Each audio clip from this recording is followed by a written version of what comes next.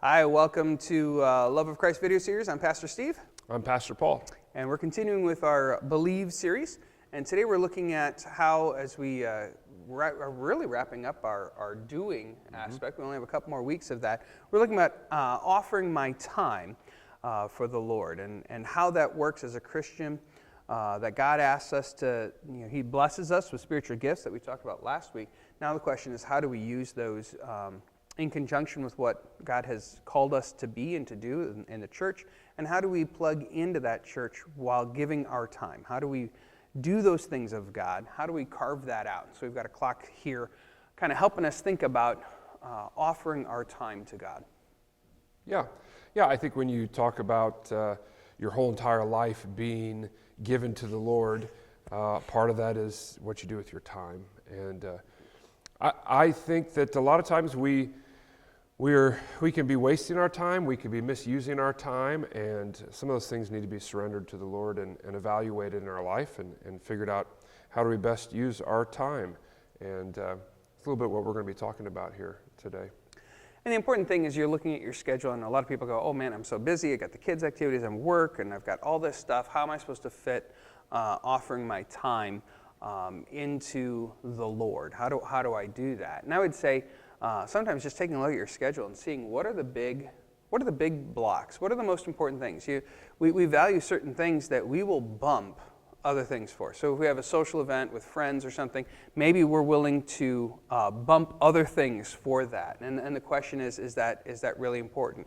Is it a sports activity with the kids that you got to get them there? And are you willing to bump maybe social activities for the sports activities? How does that all work? And then, some people think they have to cut all those things out. And I wouldn't say that's necessarily the case, but maybe what you can do is bring God into those situations. So you have a social group.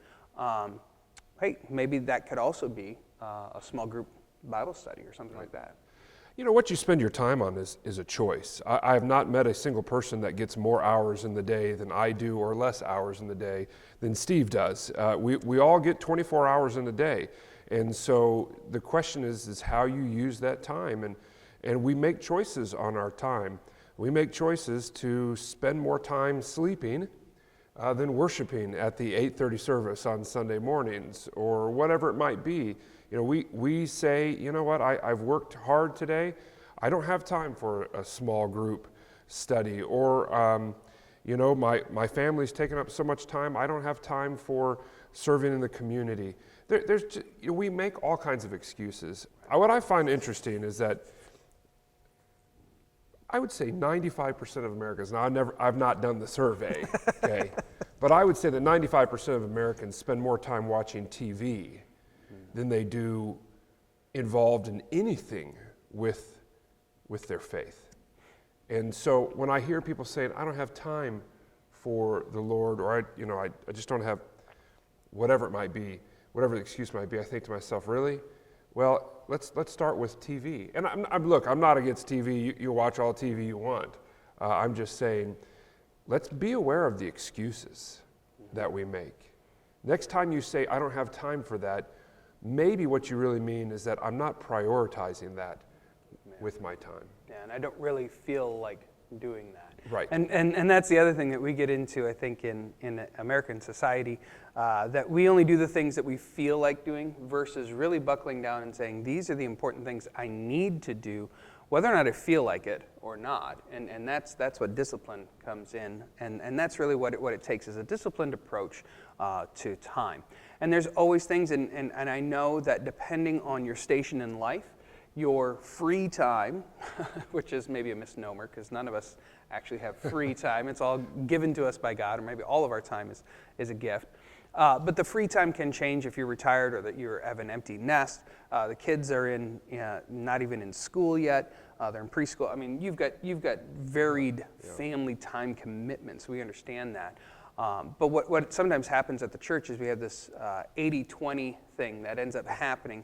20% of the people do 80% of the work. And really, we want to make sure we spread that out. So if you take a look at page 146, number 4, he refers to this. In most churches, a small group of people do a majority of the work.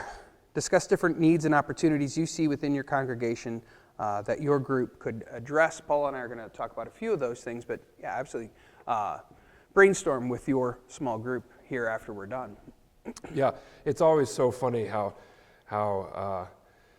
people say to me or Pastor Steve, why doesn't this get done, or why doesn't this happen, or how come this hasn't changed? And when I'm in a good mood, I say, well, what are you doing about it? When I'm in a bad mood, it's a whole nother story. But I think that's one of those things where we say, look, I think a lot of times we make excuses and we say it's somebody else's time issue, it's somebody else's call. It was interesting. Just a quick story. We meet over at Ridgeview Place, which is kind of a senior assisted living.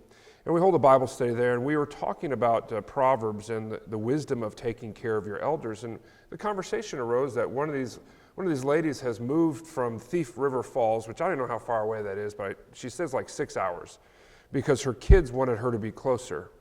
And she said, it's interesting, I've been here for 6 months and I haven't seen my kids more. And I thought, wow, really the excuse is not about the distance.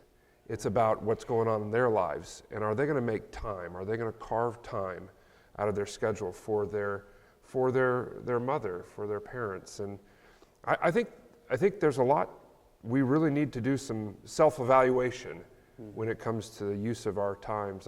I was just talking to this lady, I said, wow, just imagine, they were spending 6 hours, visiting you and just driving. Now, if they would just take half of that, I think she'd be really, really pleased. Yep.